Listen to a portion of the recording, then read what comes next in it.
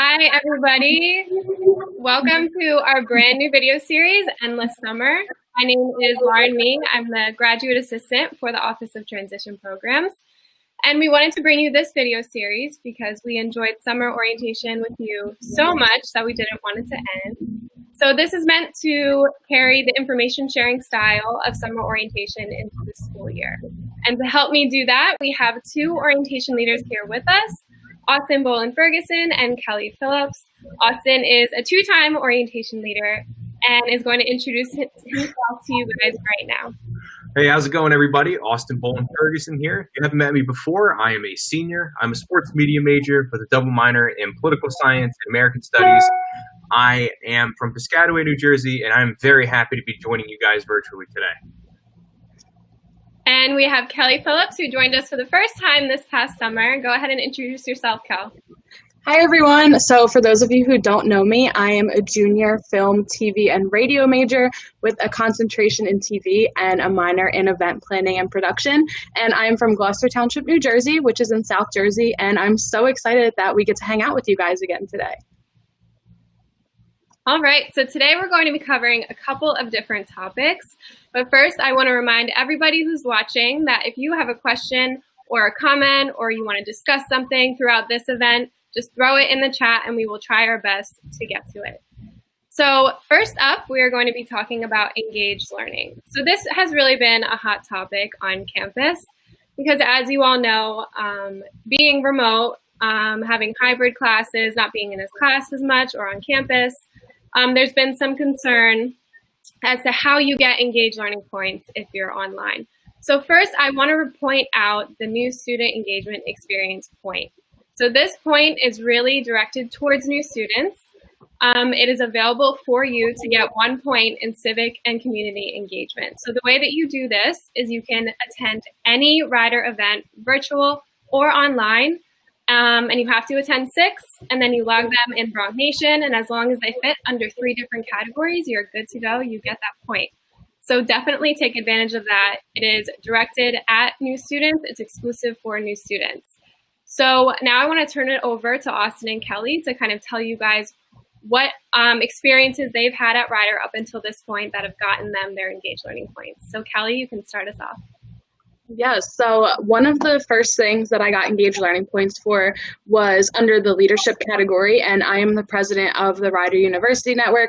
So when you're on the executive board for a club, you can definitely get engaged learning points for that, it's depending on how much time you spend doing that. And then something else that I got engaged learning points for was I did the Spring Break Week in LA, so that is considered a study abroad course. So not only do you get 3 credits for it because you take a class, but I also received 3 engaged learning points for that. Is it my turn? So it's going on? All right, so for me, so I started off with my engaged learning points through civic and community engagement. That was through being a brother of Alpha Phi Omega, which is our campus co-ed community service fraternity. I've also am currently the president of that, which gives me leadership points through engaged learning. Also with leadership, I've been an orientation leader twice, which both experiences are each 3 points, which is amazing. And then I also went on a trip through Alpha Phi Omega. I went to our national convention in Austin, Texas, and I got cultural exploration points for spending the week out there. All right, thank you so much, guys. So as you can see, there is an abundance of opportunity. There's various different kinds of events, classes, experiences that you can get for those points. So just a reminder again, if you have questions or you want to discuss something, drop it in the chat and we will do our best to get to it.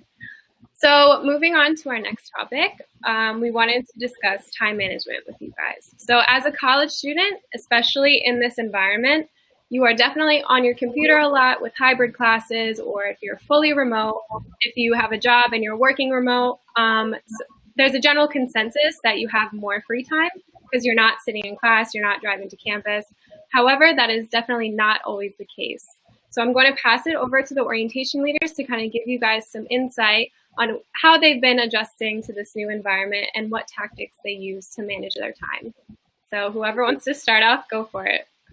Yeah, so like Lauren said, people feel like they might have more free time because you're not actually physically going to class. But this semester has definitely been an adjustment, I know, for all of us, and especially first-year students. This is your first college experience, and it's a little different for all of us, but something that has been really helping me is Google Calendar. So not only do I put in whenever I have classes, and whether they're in person, Zoom, or maybe we're not meeting that day, because I know some of my classes are like that. Google Calendar really helps me with that. You can organize it however you want, and the best part of it is that you get reminders when you have to go to something and when things are due.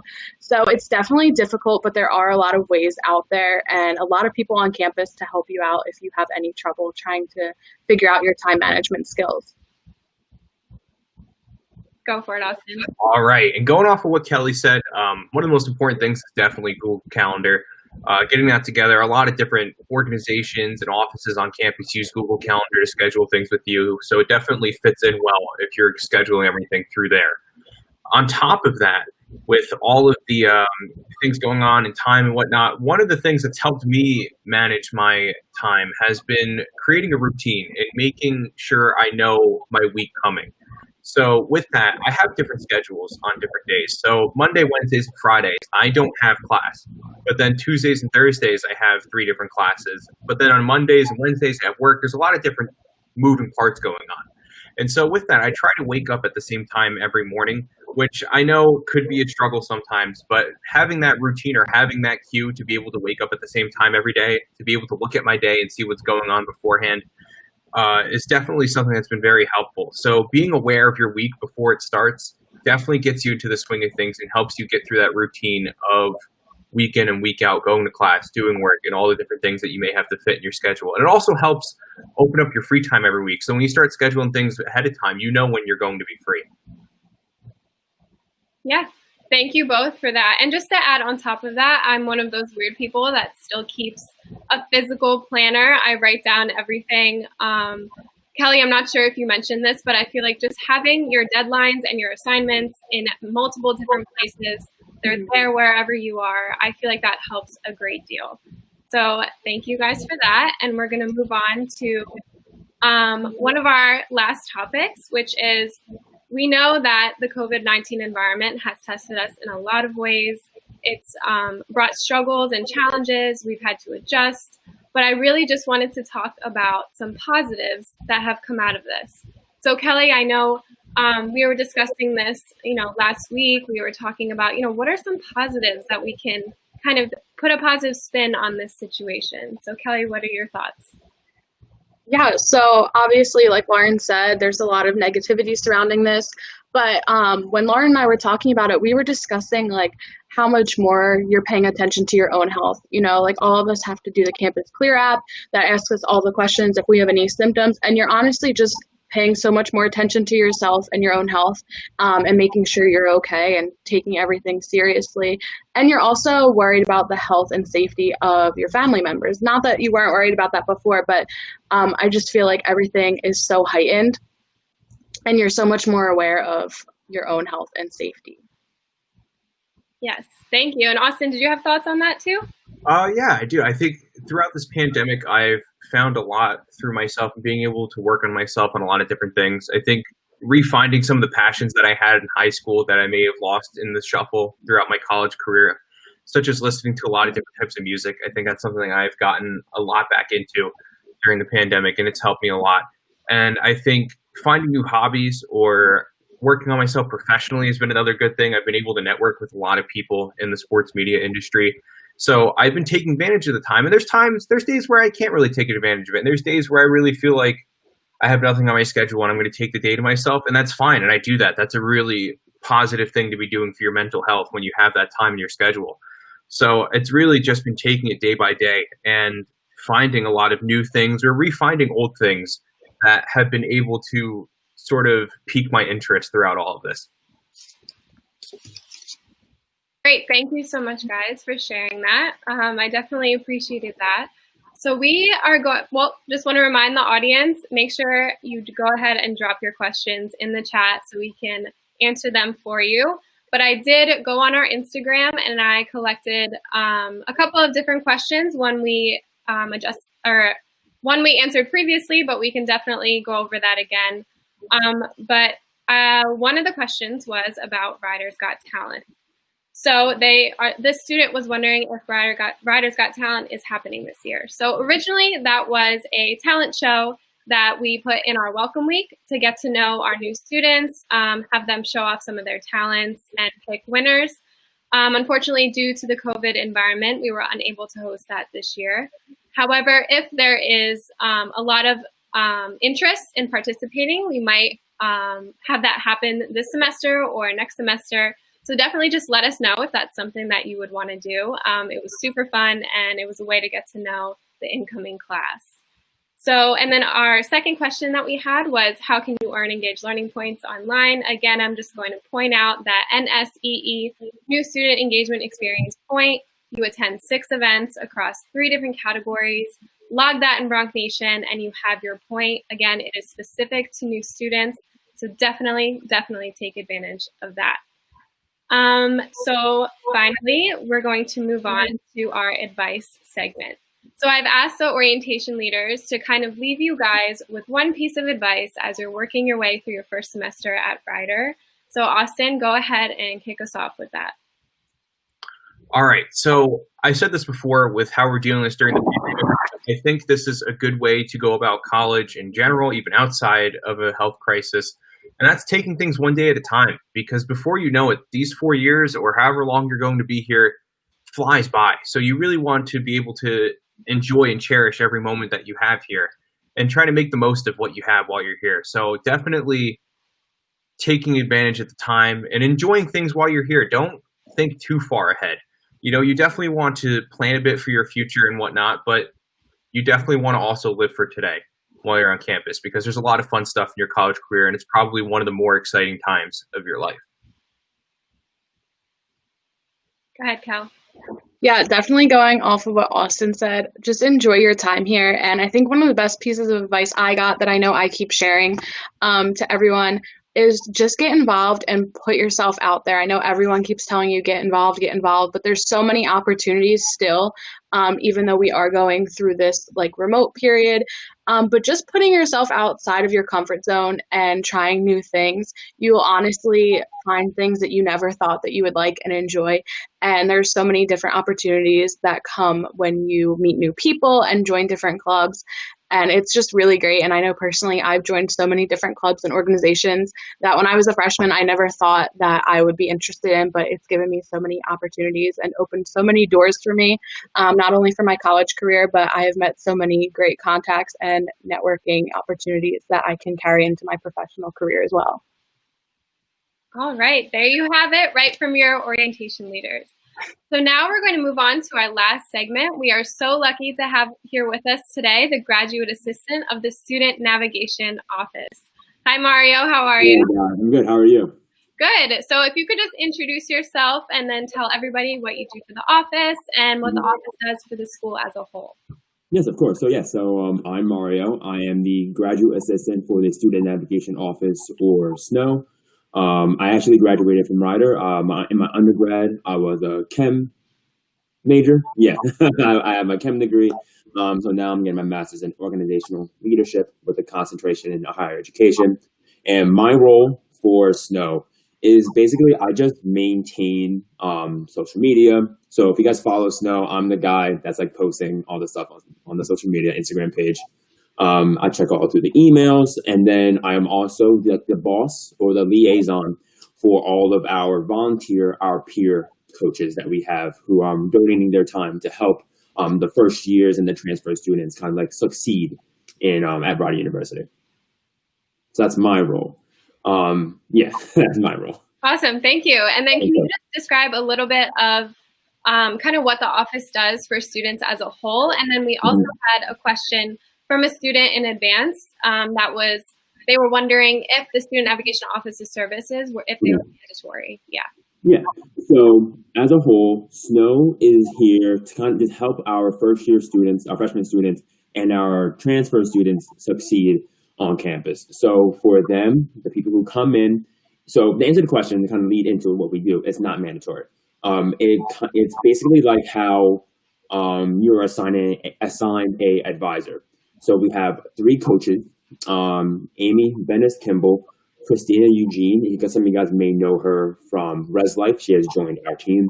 And then Amanda Gilliam. Those are our 3 coaches, and then all transfer students and freshmen. Not everybody, but they get assigned to a coach, and they get put into a Canvas course called Navigating Rider. And this course is the new freshman seminar. So it says freshman seminar got taken away.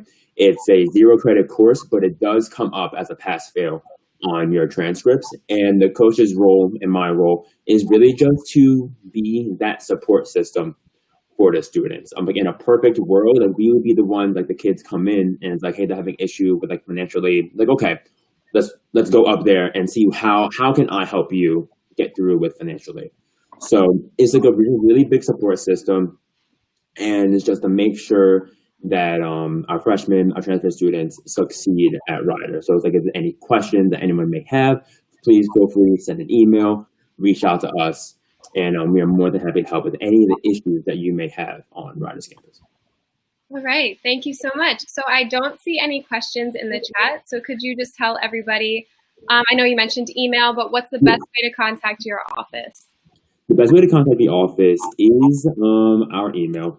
So I left the chat by accident. There we go. No, so it's our email. I left the screen. I don't know where I was. So the best is our email, and it's at Navigating Rider.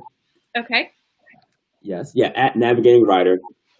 At Rider. No, I'm so sorry. Now I'm looking at it. It's navigate at Rider.edu. Okay, navigate at rider.edu. Yeah, I kept combining it. My fault, guys. Yeah, no, it's okay. That's perfect. Thank you so much for joining us, Mario. Of course. And then also too, you can call, but if you come in, our office is located on the first floor of the BOC. You make that right. You like when you go in the Crayons, it's that first office right there on the right before you actually walk in the Crayons. All right, awesome. Thank you so much, Mario. Of course.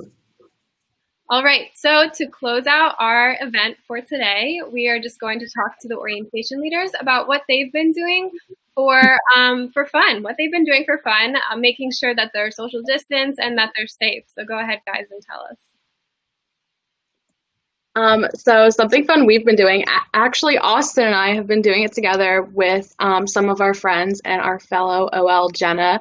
Every Wednesday night we have started to go to a new ice cream place in the area and try a different place every week. So that's been something really fun that we've been doing just to kind of get away from our work and safely hang out with each other, eat some ice cream, and just sit outside and catch up on how our week is. Austin, do you want to give them a little review of where we've been? Absolutely. So we're 3 weeks into this little expedition of ice cream. We've been to the Purple Cow, which is right down the street here from school. And then we've been to 2 places in Princeton. We've been to Thomas Sweet and we've been to the Ben Spoon. I know we all have differing opinions, I think, on which ice cream is the best, but I personally am in love with the Ben Spoon.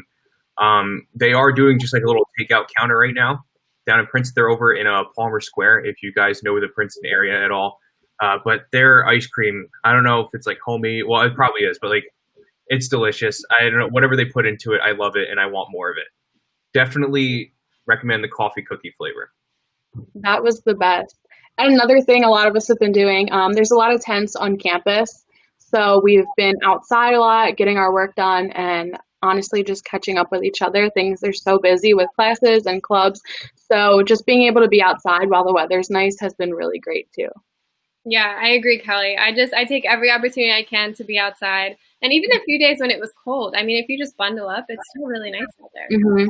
All right. Thank you. I want to say thank you to Austin and Kelly for joining us today and giving us so much good information and giving their perspective as a Rider student. And I want to thank the audience for watching us, and make sure you tune in next time for our October segment of Endless Summer.